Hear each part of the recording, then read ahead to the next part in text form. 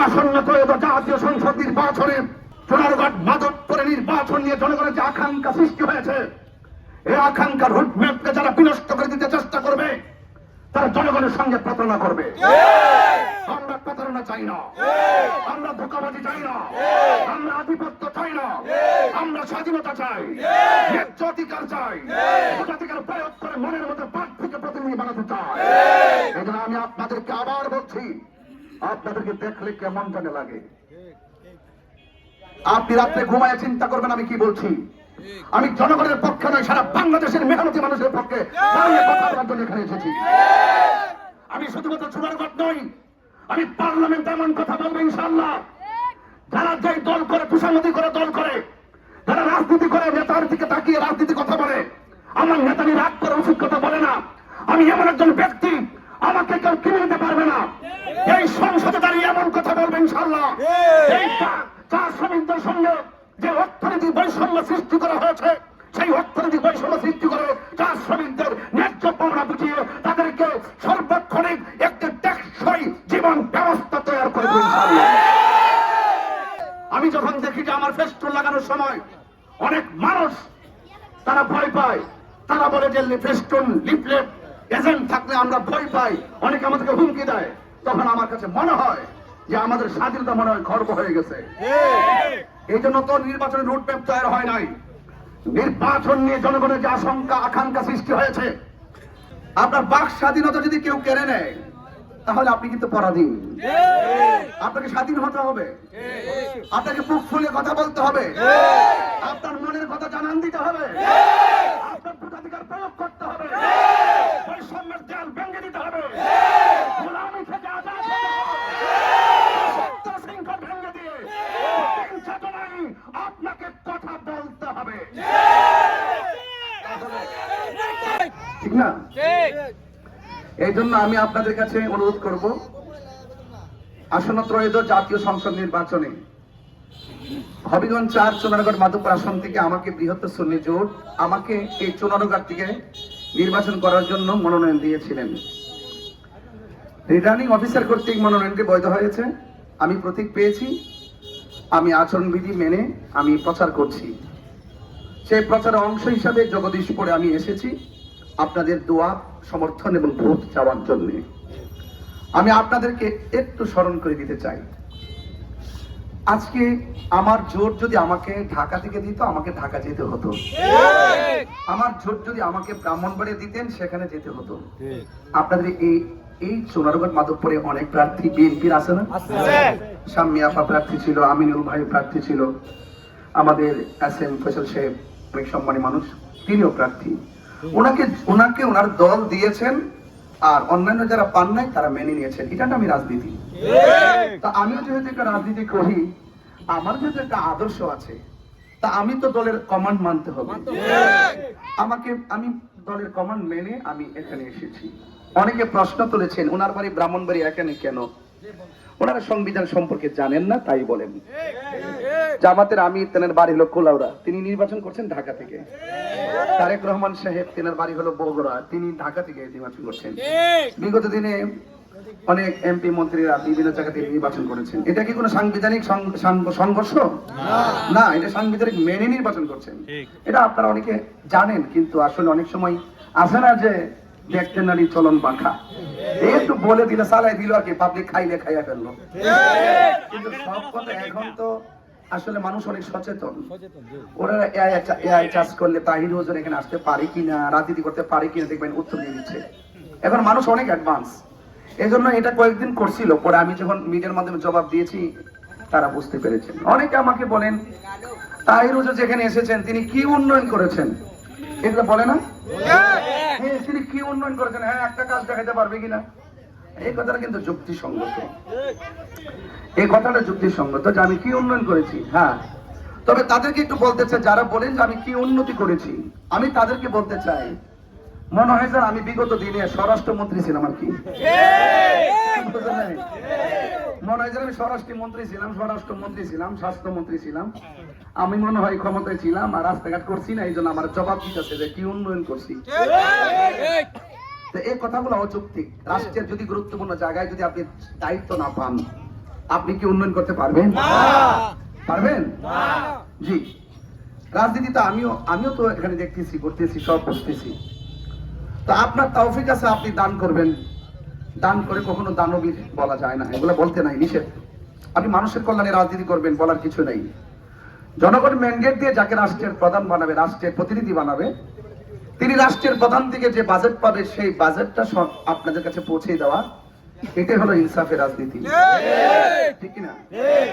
তো আমি আশা করছি আপনারা যারা এখানে দাঁড়িয়ে কথা শুনছেন, এই হঠাৎ করে আপনারা অনেকগুলো লোক দাঁড়িয়ে গেছে, নিশ্চয়ই সেটা বহু মহব্বতের বহিঃপ্রকাশ। তো আমার একটা টার্গেট হলো, যেহেতু আমার সুন্নি জোট আমাকে এখান থেকে দিয়েছেন, আর আমি অল্প সময় কিন্তু অনেক পরিশ্রম করছি, অনেক জায়গায় যাচ্ছি, ৬-১৭ উপরে গ্রাম আছে, সব জায়গায় যেতে পারি নাই। ২১টি ইউনিয়ন আছে, ২১টি ইউনিয়ন আমি গিয়েছি, অনেক গুরুত্বপূর্ণ বাজারে গিয়েছি, এই বাজারেও হেঁটে হেঁটে আমি লিফলেট দিয়েছি। বাট পৌরসভা আছে, ৫.৫ লক্ষ ভোটার আছে, ১৮৯টা, প্রায় ৭-৭৮টা ৮৯টা কেন্দ্র আছে। এই ১.৫ মাসে সব জায়গায় যাওয়া সম্ভব না। তারপরও আমার মোমবাতির প্রতীক এবং আমার আওয়াজটা প্রতি ঘরে ঢুকেছে, কারণ আমি নতুন কেউ না। দীর্ঘ ২২টি বছর আপনাদেরকে নিয়ে ধর্মের উন্নতি, ধর্মের কাজ করেছি, সম্প্রীতির লক্ষ্যে কাজ করেছি। যদি কেউ বলে যে তিনি কি করেছেন, আমি বলবো আমি যা করেছি তা আপনি করতে পারেন নাই। আমি আত্মার উন্নয়নে কাজ করেছি, সবচেয়ে বড় উন্নতি হল মানুষের নীতি আর আত্মার উন্নয়ন। তো যাই হোক, যেহেতু আমি রাজনীতি করতে এসেছি, সেগুলো আবার রাজনীতির ভাষায় কথা বলি। রাজনীতির ভাষার কথা হলো, আপনার প্রচার আপনি করবেন, আমার প্রচার আমি করব। আপনার এজেন্ট আপনি দিবেন, আমার এজেন্ট আমি দিব। আপনার লিফলেট, আপনার ব্যানার, আপনার ফেস্টুন, আপনার বিলবোর্ড আপনি লাগাবেন, আমারটা আমি লাগাবো। কোনো বাধা দেওয়া যাবে না। কেন জানে মনে হয় আপনাদের মনে অনেক ভয়। আমি আশ্চর্য হয়ে গেলাম। I think about this situation. আমি আসলে এই সিচুয়েশন দেখে খুব চিন্তা করছি যে আপনারা এত ভয় পাচ্ছেন, আপনারা কি কোথাও বিক্রি হয়ে গেছেন? আপনারা মনে হচ্ছে কোনো জিনজিরে আবদ্ধ হয়ে গেছেন। কেমন যেন একটা ভয় ভয় আপনাদের কাছে লাগে। আমি দেখি বেসগুলো দেখলে ভেরি এক্সিলেন্ট, কেমন যেন একটা মনে হয় যে আপনারা খুব পরাধীন, দেশ মনে স্বাধীন হয় নাই, আপনারা ডরে ভয়ে কোথায় যেন আপনারা কি মন যেন হয়ে গেছেন, গোলামিতে পড়ে গেছেন, নাকি দাসত্ব প্রথার দিকে চলে গেছেন। মানে কথা বলতে চান, আপনারা ভয় পান কেন? আপনাদেরকে বললেই আপনারা বলেন যে ওপেন হওয়া যাবে না, আমরা সমস্যা আছে। কি বলেন বাবা? কথা বলো না বাবা প্লিজ। আপনারা ভয় করছেন অনেকে। আমি কিন্তু আপনার কল্যাণে বলছি এই কথাটা। আমি কিন্তু আমার কল্যাণে না, আপনার কল্যাণে। আপনি স্বাধীন। আপনার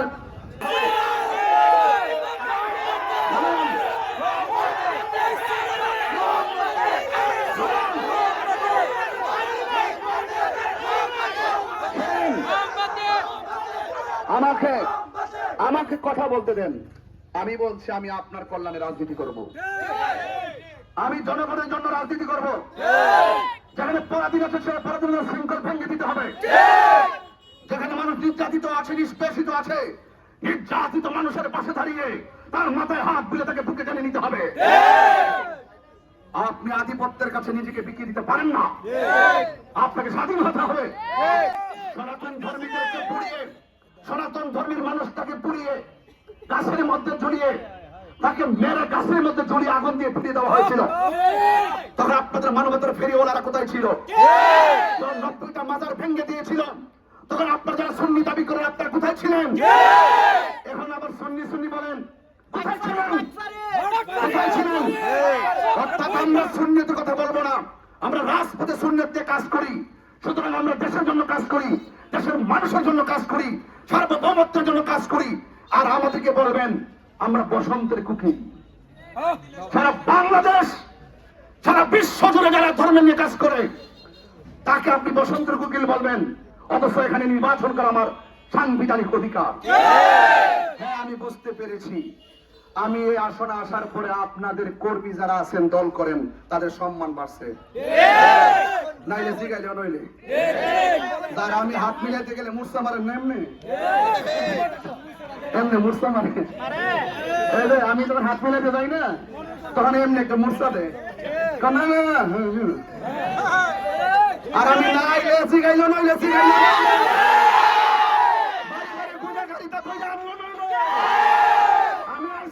ভোটারদের দাম বাড়ছে, পাত্র হয়ে গেছিল।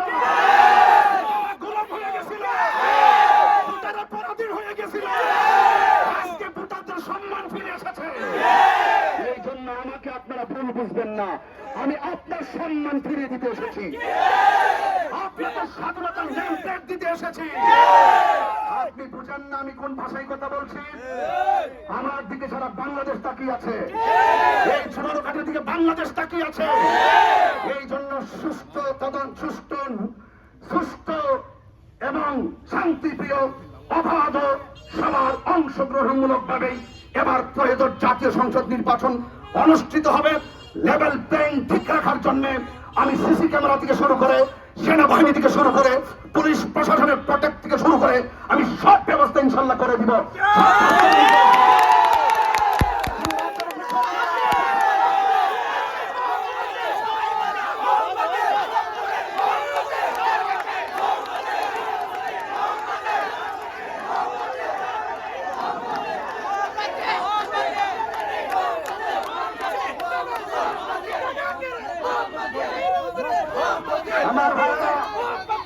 আমার ভাইরা আমার ভাষায় কষ্ট নিয়েন না, আমি যা বলছি আপনার কল্যাণে, কারণ আমি মানুষের জন্য রাজনীতি করি, আমি মানুষের কল্যাণে রাজনীতি করি। আমার কর্মী সমর্থক যারা আছেন ভয় পাবেন না, আপনারা কাজ করতে থাকেন। তবে একটা কথা কইয়া যায়, নীরব বিপ্লব কিন্তু হবে। আপনি ভাববেন না যে সাফাই নেবে, এই কাম কিন্তু হইতো না। রাত্রেবেলা ঘুরাই নেবেন, কাম হইতো না। ওই চাবি মাইরা হিয়ান থেকে হেঁটে হইতো না। ইনশাল্লাহ সবাই এক থাকেন, আমরা ঐক্যবদ্ধ ভাবে এবার ছোটখাটো মাদকপুর মানুষের স্বাধীন অধিকার ফিরে দেবেন ইনশাল্লাহ। সবাই রাজি আছেন কিনা বলেন?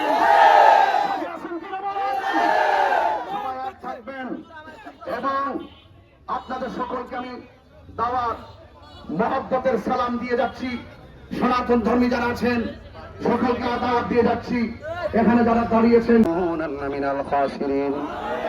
ربنا آتنا في الدنيا حسنة وفي الآخرة حسنة وقنا عذاب النار رب ارحمهما كما ربياني صغيرا। আল্লাহ আমার একজন শুভাকাঙ্ক্ষীর ভাই অসুস্থ হসপিটালে, আল্লাহ দুনিয়ার ডাক্তার কবিরাজ বুঝিনা, দয়াল নবীর উসিলায় তুমি শেফা করে দাও। আল্লাহ ব্যবসায়ী ভাইরা ব্যবসা বন্ধ করে দিয়েছেন, আল্লাহ তাদের ব্যবসার মধ্যে গায়েবী মদত দান করে দাও। আল্লাহ মেহেরবানি করে আমরা নবী না ডাকাইয়া মরণের ডাক দিও না আল্লাহ। ও আল্লাহ মেহেরবানি করি এই বাংলাদেশি কাজ রহমতের বরকত নাজিল করুন। গতকাল শবে বরাত গেল, আজকে অনেকে রোজা রেখেছেন, আল্লাহ সবার রোজা আপনার দরবারে কবুল করে নেন। আল্লাহ মেহেরবানি করে আল্লাহ এই বাংলাদেশে খাস রহমতের বরকত নাজিল করে দেন। আল্লাহ সবাইকে মিলেমিশে থাকার তৌফিক দিয়ে দেন। আল্লাহ ভালোবাসার সাথে চলার তৌফিক দিয়ে দেন। যারা বুঝে না বুঝার তৌফিক দিয়ে দেন। প্রতিহিংসা বন্ধ করে দেন। ভালোবাসার মাধ্যমে সমাজকে গঠন করার তৌফিক দিয়ে দেন। আর মরণের কালে সবার জবানে বধুর কালিমা জারি করে দিও লা ইলাহা ইল্লাল্লাহ মুহাম্মাদুর রাসূলুল্লাহ।